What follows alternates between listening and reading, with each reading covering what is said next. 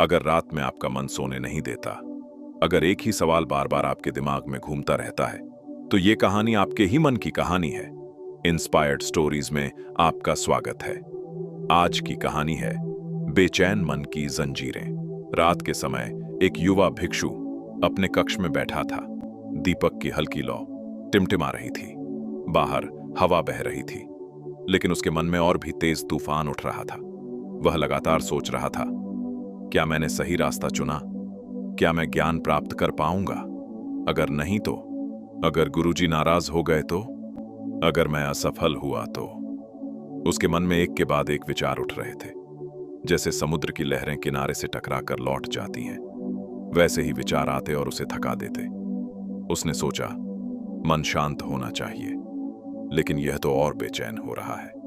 मैं ध्यान करने बैठता हूं, लेकिन ध्यान की जगह विचारों की भीड़ लग जाती है। शायद मैं कभी सफल नहीं हो पाऊं। अगली सुबह वह सीधे भगवान बुद्ध के पास पहुंचा। उसकी आंखों में नींद की कमी थी और माथे पर चिंता की रेखाएं साफ झलक रही थी। उसने झुककर कहा, बुद्ध मुस्कुराए। उनकी आंखों में गहरी करुणा और शांति थी। उन्होंने कहा, प्रिय भिक्षु, तुम अकेले नहीं हो। हर इंसान का मन यही करता है। मन की प्रकृति ही है भटकना और विचारों में उलझना। भगवान, मेरा मन लगातार विचारों से भरा रहता है। मैं ध्यान करने बैठता हूं तो और भी ज्यादा सोचने लगता हूं। मैं हर बात को बार बार सोचता हूं, क्या होगा, क्यों होगा, कब होगा। ये ओवरथिंकिंग मुझे खा रही है। क्या मैं कभी शांति पा सकूंगा? लेकिन इस मन को नियंत्रित किया जा सकता है।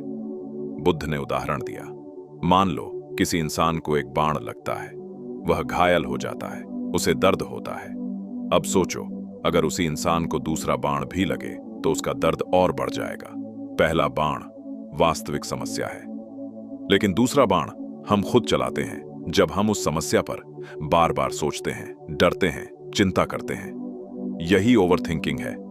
जीवन में पहला बाण कोई भी झेल सकता है, लेकिन दूसरा बाण खुद मत चलाओ।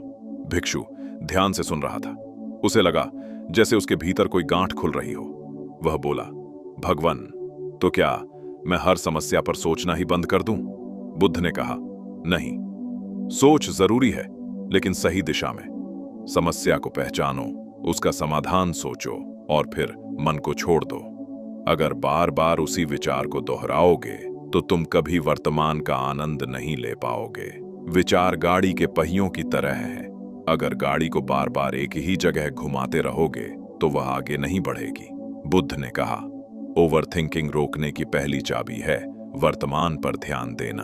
जब मन इधर उधर भागे तो खुद से कहो, मैं अभी यहां हूं, जो होगा देखा जाएगा। मन को सांस पर टिकाओ, एक एक श्वास को देखो। विचार आएंगे, लेकिन उन्हें पकड़ो मत। उन्हें ऐसे जाने दो जैसे आकाश में बादल आते और चले जाते हैं। उस दिन से भिक्षु ने बुद्ध की शिक्षा अपनानी शुरू की।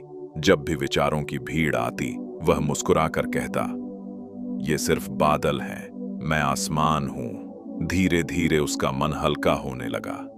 उसे समझ आया, सोच समाधान लाती है, लेकिन ओवरथिंकिंग सिर्फ चिंता। कुछ दिनों बाद वह फिर बुद्ध के पास आया। उसने कहा, भगवान, मन एक भूल भुलैया जैसा क्यों है? बुद्ध बोले, एक बार एक बंदर ने दर्पण देखा। उसने अपनी ही छवि को दूसरा बंदर समझ लिया। वह उसी में उलझ गया। ऐसा ही तुम्हारा मन करता है। वह अपने ही विचारों को सच मान लेता है। याद रखो, हर विचार सच नहीं होता। विचारों को देखो, लेकिन पकड़ो मत।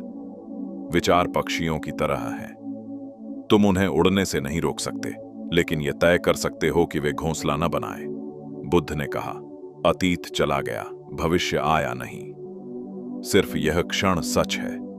विचारों को पकड़ोगे तो बेचैनी होगी, बहने दोगे तो शांति होगी। भिक्षु ने हर क्षण को जैसे का तैसा स्वीकार करना सीख लिया। उसने समझ लिया, ओवरथिंकिंग दुश्मन नहीं, एक आदत है, और आदत बदली जा सकती है। सोच जरूरी है, लेकिन ओवरथिंकिंग जहर है। विचारों को आने दो, जाने दो। जीवन सिर्फ अभी है, और जो इस अभी में जीना सीख लेता है, वही वास्तव में मुक्त हो जाता है। अगर कहानी दिल को छू गई तो लाइक, शेयर और सब्सक्राइब जरूर करें। आपका एक क्लिक हमें और प्रेरक कहानियां लाने की ताकत देता है। धन्यवाद दोस्त।